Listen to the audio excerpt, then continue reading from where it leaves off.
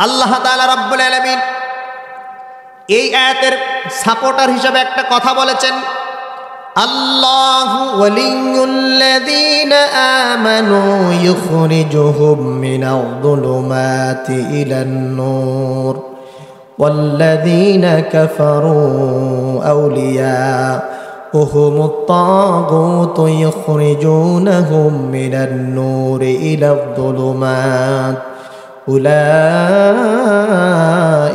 আসহাবুন নার হুম ফিহা খালিদুন। এই আয়াতটা ভালো করে একটু শোনেন ভাইয়েরা আমার। আল্লাহ তাআলা রাব্বুল আলামিন এই আয়াতে কারিমার ভিতরে দুইটা পক্ষ বানায় দিয়েছেন, দুইটা দল বানায় দিয়েছেন। এক দল আল্লাহ তাআলা বলছেন, যারা আমি আল্লাহ তাআলা রাব্বুল আলামিনকে ওলি বানাইবেন, বুঝেন বুঝেন বুঝেন, যারা আমি আল্লাহ তাআলাকে অভিভাবক বানাবেন, যে ব্যক্তি আমি আল্লাহ তাআলা রাব্বুল আলামিনকে ওলি বানাবেন, অভিভাবক বানাবেন, আমার গোলাম যে করবে, আমার দাসত্ব যে গ্রহণ করবে, আল্লাহ তাআলা বলেন আল্লাহু ওয়ালিয়ুল্লাযীনা আমানু ইখরিজুহুম মিনান নূর ইলা যুলুমাত। যারা আমার ইবাদত করবে, আল্লাহু আকবার পড়বেন না, যারা আমার পথে থাকবে, যারা আমাকে অভিভাবক বানাবে, যারা আমি মালিককে রব হিসেবে মানবে, আমি আল্লাহ তাআলা বললাম তাদেরকে অন্ধকার থেকে আলোর পথ দেখায় দেব। ওয়াল্লাযীনা কাফারু আউলিয়াউহুমুত তাগুতু ইখরিজুনাহুম মিনান নূরি ইলা যুলুমাত উলাইকা আসহাবুন নার হুম ফিহা খালিদুন।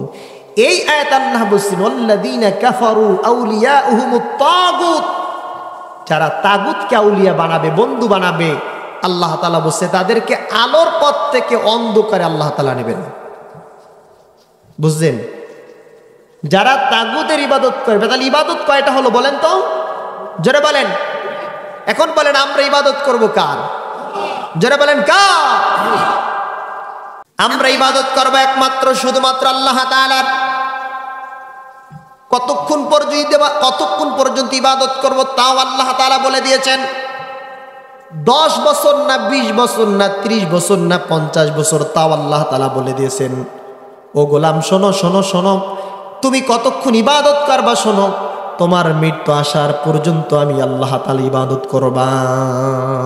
ওয়া'বুদ রাব্বাকা হাত্তা ইয়াতিয়াকাল ইয়াকিন, তোমার মৃত্যু আসার পূর্ব পর্যন্ত আমি আল্লাহ তাআলার ইবাদত করবা। সুবহানাল্লাহ। ভাইরা আমার একটু ভালো করে বোঝার চেষ্টা করেন।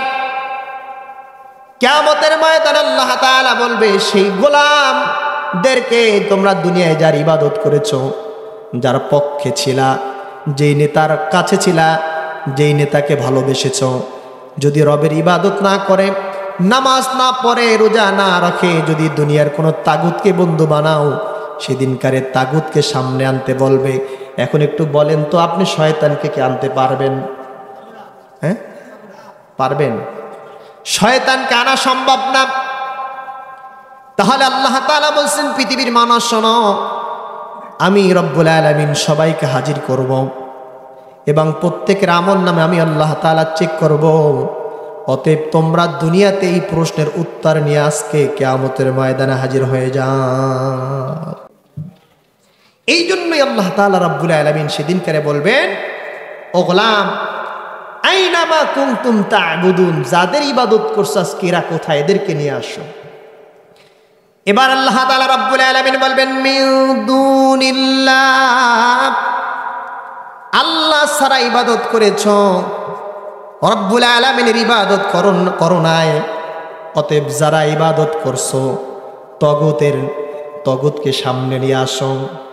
যেদিনকারে আল্লাহ তাআলা আপনাকে হাজির করবেন, সেই তগুত তথা শয়তানকে আপনার সামনে হাজির করবেন, সেদিনকে আল্লাহ তাআলা বলবেন হাল ইয়ানসুরুনাকুম আও ইয়ানতাসিরুন। আল্লাহু আকবার পড়বেন না। আল্লাহ বলছেন, এই বেটা, আমি মালিকের ইবাদত করো নাই, করছো শয়তানের ইবাদত। গান বাদ্য ডোল বংশী ইসলামটাকে অতিরিক্ত সাবজেক্ট মনে করে তুমি দুনিয়ার জিন্দিগি কাটাই দিছো। আচ্ছা, যাদের দলে ছিল আজকে তোমার কোনো উপকার করতে পারবে কিনা আল্লাহ তাআলা প্রশ্ন করবেন। আল্লাহ বলবেন তারা কি তোমার কোনো উপকার করতে পারবে কিনা? পারবে। হ্যাঁ, ছেড়ে দে মা, কেঁদে বাঁচি। সেদিন শয়তান তো নিরাশ হয়ে যাবে, আল্লাহ তাআলার কাছে সময় চাইছে, আল্লাহ আমাকে কিয়ামতের আগ পর্যন্ত আমাকে অবকাশ দেন। আল্লাহ তাআলা বলবেন যাদের পক্ষে ছিলাম,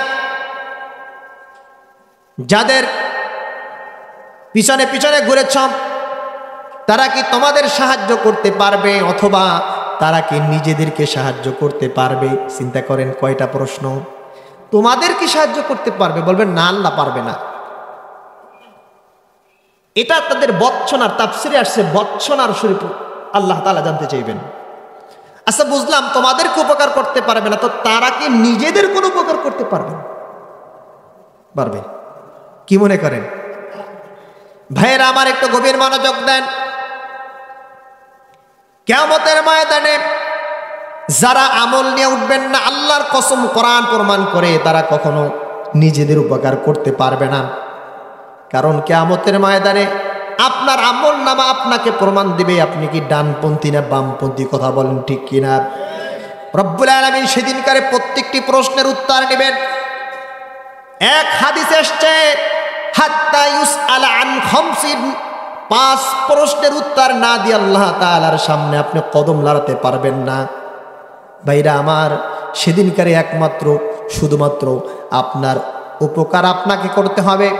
এই জন্য আম্মাজান আয়েশা সিদ্দিকা রাদিয়াল্লাহু তাআলা বললেন, ইয়া রাসূলুল্লাহ, হাবিবাল্লাহ, রব্বুল আলামিন যখন কিয়ামতের মাথার 1 বিঘা তুবারে সূর্য ছেড়ে দিবে, মানুষের মগজগুলো যখন গলতে গলতে নাকের ছিদ্র দিয়ে যখন বের হবে, জিহ্বাটা বেরোতে বেরোতে যখন নাভি পর্যন্ত ঝুলে যাবে, রাসূলুল্লাহ এই কোটি কোটি বিলিয়ন ট্রিলিয়ন মানুষের সামনে আমিও কি হাজির হব?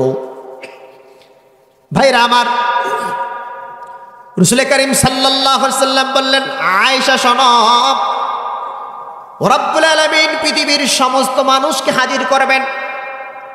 রাসূলুল্লাহ হাদিস মোবারকে জানায় দেন, যখন কিয়ামতের ঘন্টা বেজে যাবে, 2টা ফুৎকার হয়ে যাবে।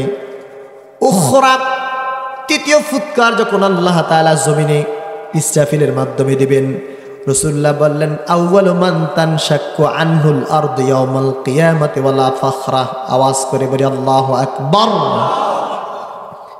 রাসূলুল্লাহ বললেন, তৃতীয় ফুদ আমার সাথে সাথে জমিনটা এমন হয়ে যাবে, বিলীন বিরানভূমি হয়ে যাবে। যেমনিভাবে কৃষক তার ক্ষেত খামারে কাজ করার পরে মই দেয়, মই, ঠিক না? মই দেওয়ার পরে সমান হয়ে যায়, সমান হয়ে যায়, এরপরে তাদের বীজগুলো রোপণ করে। রাসূলুল্লাহ বললেন, তৃতীয় ফুৎকার দেওয়ার সাথে সাথে তার প্রত্যেকের নিজের কবর থেকে কিয়ামতের ময়দানে দাঁড়ায় যাইবে। রাসূল বললেন, কিন্তু আমি প্রথম কিয়ামতের ময়দানে আমি প্রথম আমার রওজা মুবারক থেকে ফেটে উপরে উঠে যাব। সুবহান। আদম সফিউল্লাহ থেকে শুরু করে মুহাম্মদ সাল্লাল্লাহু আলাইহি সাল্লাম পর্যন্ত কোন নবী প্রথমে কিয়ামতের ময়দানে উঠতে পারবেন না। সর্বপ্রথম আপনার নবী, আমার নবী কিয়ামতের ময়দানে উঠবেন। শুধু উঠবেন না, রাসূলুল্লাহ বললেন, ফা উকসাল হুল্লাতু মিন হুলালিল জান্নাহ, আল্লাহ তাআলা আমাকে জান্নাতের 1 জোড়া পোশাক পরায় দেবেন। জান্নাতের পোশাক পরে আমি আরশের ডান পাশে চলে যাইব।